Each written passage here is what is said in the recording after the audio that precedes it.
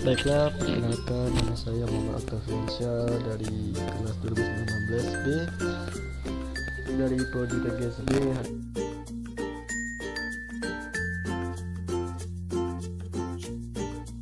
Akan menjelaskan tentang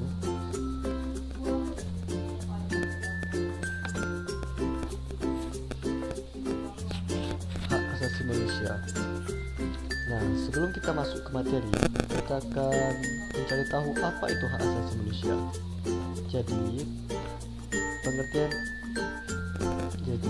hak asasi manusia adalah sesuatu yang melekat pada diri seseorang sebagai ciptaan Tuhan, agar mampu menjaga harkat, martabatnya, dan keharmonisan lingkungan.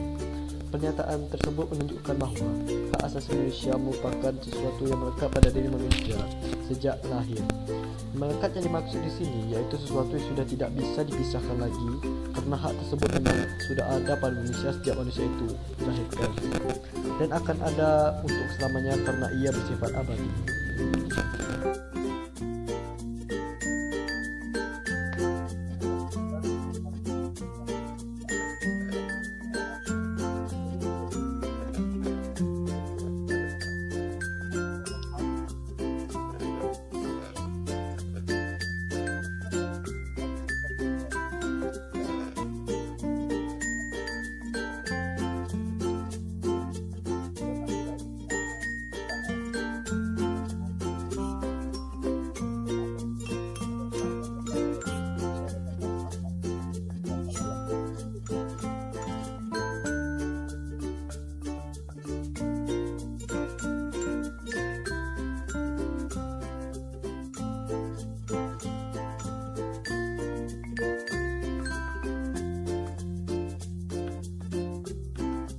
Kita akan membahas tentang ciri-ciri HAM.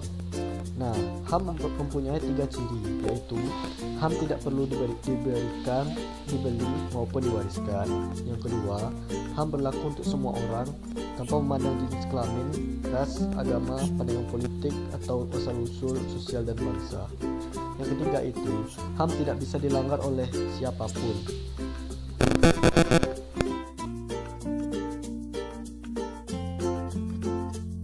Kita membahas tentang sifat-sifat HAM. Yang pertama yaitu individual, yang kedua universal, yang ketiga supralegal, yang keempat kudrati, dan terakhir kesamaan derajat. Dan penjelasan pada masing-masing sifat-sifat HAM itu bisa dilihat pada video berikut ini.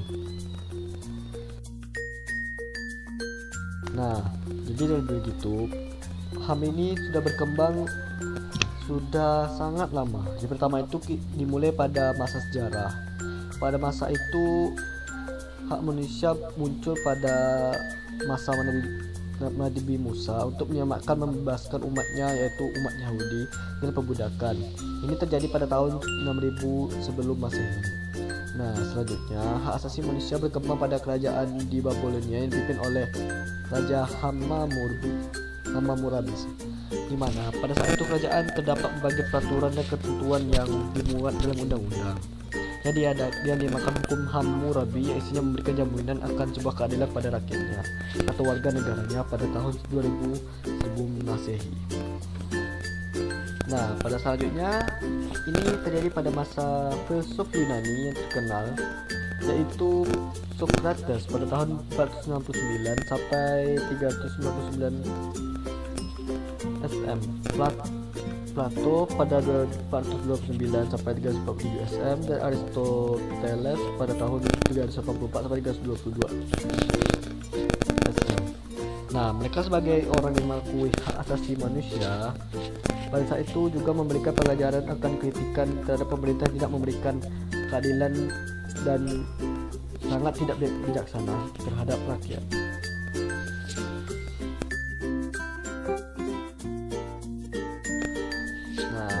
Kemudian ada juga perkembangan hak asasi manusia di Inggris, yang mana di Inggris ini diketahui sebagai negara pertama yang memperjuangkan HAM di dunia. Perjuangan itu bisa dilihat pada salah satu penggalan sejarahnya, yaitu munculnya Piagam Agung pada tahun 2015, kemudian muncul lagi perjanjian Magna Carta untuk membatasi kekuasaan dari sang raja. Selanjutnya pada tahun 1628 muncul lagi sebuah piagam yang diberi nama dengan Petition of Right.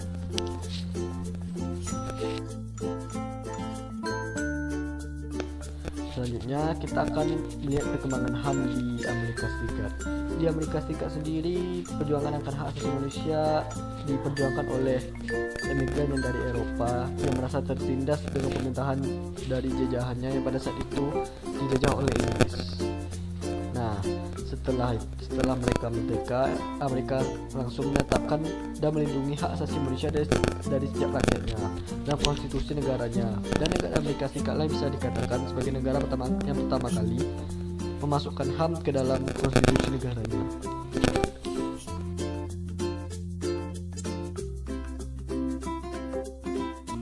Nah, selanjutnya kita akan melihat perkembangan hak asasi manusia di Prancis. Awalnya pada Prancis ini dia muncul pada saat kaum berjuis dan rakyat Prancis merasa tidak puas terhadap pemerintahan saat itu yang dipimpin oleh seorang raja yang bernama Raja Louis yang dianggap semena-mena dan bertindak sesuka hatinya kepada rakyat. Oleh karena itu rakyat Prancis dan berjuis pun kemudian menuangkan pernyataannya mereka dalam sebuah naskah yang berjudul Declaration des droits de l'homme et du citoyen.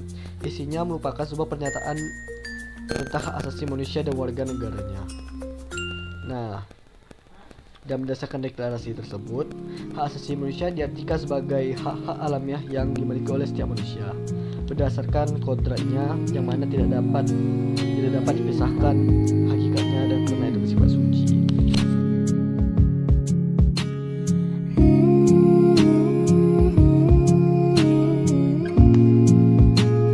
Berikutnya kita akan melihat perkembangan HAM di tahun 1941 di Atlantic Charter tahun 1941.